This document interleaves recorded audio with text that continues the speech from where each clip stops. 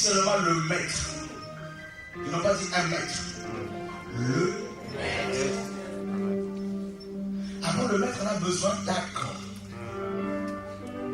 Mes amis, dans la captivité à Jérusalem, où il y a le temple, où il y a l'arche, il y a la gloire, il y a le temple, les sacrifices, l'adoration, de la captivité à la gloire, de la poussière à l'élévation, la bonne nouvelle, le cœur brisé, Dieu va restaurer ton cœur, Dieu va restaurer ta vie. Dieu dit ce n'est pas fini, ta souffrance n'est que le début d'une histoire, d'une longue histoire avec moi, d'une longue aventure, une longue amitié.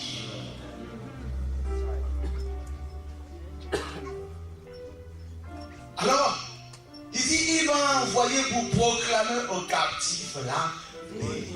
Mes amis, c'était dans une synagogue.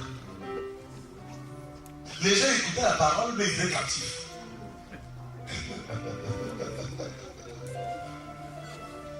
Combien dans nos bâtiments d'église sont-ils captifs? De l'alcool, la cigarette, du péché, de la haine, du mensonge. Combien dans nos assemblées, mes amis, on est là, on chante. Nous sommes délivrés, mais nous savons au fond de nous que nous ne sommes pas délivrés. Et regardez bien, pourquoi à votre avis le maître enseignait souvent la parole le jour du Shabbat? Pourquoi ici il va aller prêcher la parole le jour du Shabbat? Pourquoi pas un autre jour? Mes amis, le Shabbat c'est le 7e jour. Le 7e jour c'est le repos. Je veux que tu saches que le Messie est venu apporter le repos. Là où tu étais troublé, là où il y avait des problèmes, des troubles, Jésus est venu apporter le repos. Les gens étaient possédés au captif de la délivrance. Mes amis, la mission pour laquelle le Père a envoyé Jésus, c'est pour te délivrer. Il faut que tu le saches. Ce n'est pas autre chose. Quand on dit le salut égale délivrance. Délivrance de quoi? Par rapport à quoi? Par rapport au péché, à toi-même, par rapport au démon, par rapport à la religion, par rapport à l'argent, par rapport au monde. La délivrance. Et comprenez que celui qui n'est pas délivré ne peut pas véritablement servir Dieu.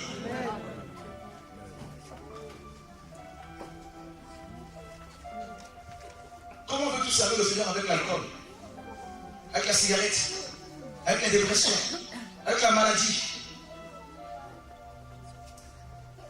C'est pas possible. Quand je regarde l'état de nos églises, mes amis, oh là là, il y a tellement de gens qui ont besoin dans ces assemblées, mais beaucoup sont possédés. Dans mes divers voyages, je me rends compte que dans ces assemblées, il n'y a que... C'est quand Dieu nous demande de chasser les démons, c'est avec les chrétiens. Possédés comme pas possible. Il dit, mais toi aussi, oui frère, ça fait des années que je souffre. Et vous voyez que les démons disent au Seigneur, qu'est-ce que tu es venu faire ici, dans la synagogue? Tu es venu pour nos pères, alors que nous sommes tellement dans la joie d'être ici. Parce que ce pasteur-là, nous le contrôlons. C'est pas étonnant si les pasteurs font guérir pendant qu'ils enseignent. Ils ont le ministère de rire. S'ils racontent que les histoire sur histoire, parce qu'il y en a qui sont contrôlés par les démons. C'est que les démons se sentent mal à l'aise dehors, ils sont allés dans nos assemblées. Quand le pasteur dit acclamons le Seigneur, ils sont là parce qu'ils acclament. Il y a ceux qui sont possédés quand ils acclament, les démons acclament.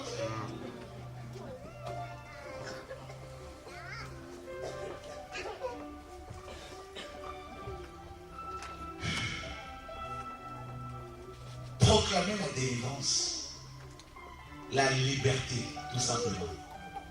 Est-ce que je suis libre? Libre de prier, libre de chanter. Quand on dit on va adorer, est-ce que tu es capable d'adorer un chant? Ou est-ce que tu dis non, je ne peux pas parce que je ne peux pas, je ne suis rien. Beaucoup sont enfermés. Ils sont là, vous le voyez libre, mais ils sont enfermés. Leur esprit n'est pas libéré.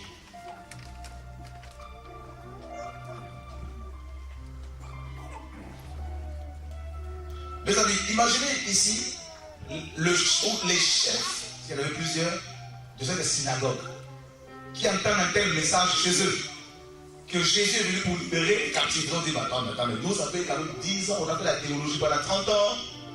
Nous sommes au ministère bien avant toi, tu es un jeune, tu as à peine 3 ans. Et tu vas nous dire que tu vas délivrer ces fidèles alors qu'ils sont déjà délivrés. Depuis des années, ils écoutent Moïse. Toi, tu veux nous faire croire qu'on n'a pas la bonne nouvelle. Il enseigne. Il dit, et aux aveugles, le recouvrement de la vue. Les aveugles, toute la sœur a témoigné qu'elle priait quelque part, mais elle ne comprenait pas la parole de Dieu. Mais mes amis, comment voulez-vous comprendre la parole de Dieu si votre esprit n'est pas ouvert? La Bible dit dans Luc 24, il leur ouvrit, verset 45, il leur ouvrit l'esprit afin qu'ils comprennent les Écritures. Tu ne peux pas comprendre la parole de Dieu parce que tu t'exprimes correctement en français. Tu ne peux pas comprendre la parole de Dieu parce que la Bible est en français et que toi tu es français. Mes amis, cette parole est inspirée de Dieu. Tu as besoin que l'esprit vienne enlever le voile.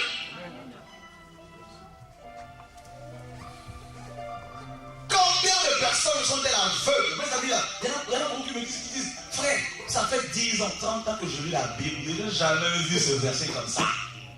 Nous tous, non? Au fur et à mesure, Dieu nous ouvre, les écailles tombent, on se dit, waouh, on est passé à côté de l'essentiel. Les synagogues de Satan, mes amis, empêchent les chrétiens de voir clair. Parce que 2 Corinthiens 3 nous dit que lorsqu'on lit encore Moïse, quand on lit Moïse, un voile est jeté sur leur visage. Comme beaucoup d'églises sont sous la loi actuellement, comment voulez-vous que les gens comprennent la parole de Dieu, mes amis? Il y a un voile. Le voile des traditions, le voile de la religion, le voile du catholicisme romain, le voile du protestantisme, le voile des dénominations. Et chaque isme médite la parole avec les lunettes. Les baptistes vont méditer la parole de Dieu avec des lunettes baptistes. Les pentecôtistes avec des lunettes de pentecôtistes. Et les versets qui troublent un peu le pentecôtisme, on le met de côté. On ne prend que les versets qui nous arrangent. Il faut avoir une doctrine correctement, politiquement correcte. Alors comment voulez-vous que le voile de demain ne soit ôté? C'est pas possible. Et Jésus dit, les aveugles doivent voir clair. Ici, là, c'est d'abord les aveugles spirituels. Mes amis, tu peux être guéri physiquement et être aveugle spirituellement. Mon peuple, l'aveuglement ici, c'est l'ignorance. Mon peuple est détruit parce qu'il lui manque la connaissance. Voilà pourquoi vous qui êtes au courant de ce message, vous devez tout faire pour pouvoir le véhiculer partout. Parce que vos frères et sœurs, vos familles sont de plus en plus dans l'aveuglement. Et il n'y a pas pire que l'aveuglement, mes amis. Dieu dit, mon peuple est détruit. Non parce que Satan est là. Parce que Satan est le premier contre toi. Je vous dis une chose. Dans Job chapitre 12, verset 10, il est dit, il tient l'âme de tout ce qui vit dans sa main. Dieu, bien sûr. Il faut que tu comprennes que quand bien même Satan voudrait tuer une mouche, il doit demander la permission au Seigneur. Amen. Même les fourmis. Donc ça veut dire que Satan n'est pas un danger pour nous. Comprenez ce que je veux dire? Parce qu'il a été vaincu, il est un danger pour les inconvertis. Mais pour nous qui avons Christ, mes amis, ici on dit sors de Jésus. Mais ce qui constitue un véritable danger pour toi, c'est l'ignorance. Parce que si tu n'as pas la connaissance, si Satan vient te tenter, tu vas fuir. Les démons viennent comme hier, les démons sont venus me combattre. C'est vrai que je dormais, je me suis levé, je dis, vous avez été vaincu, je me suis endormi.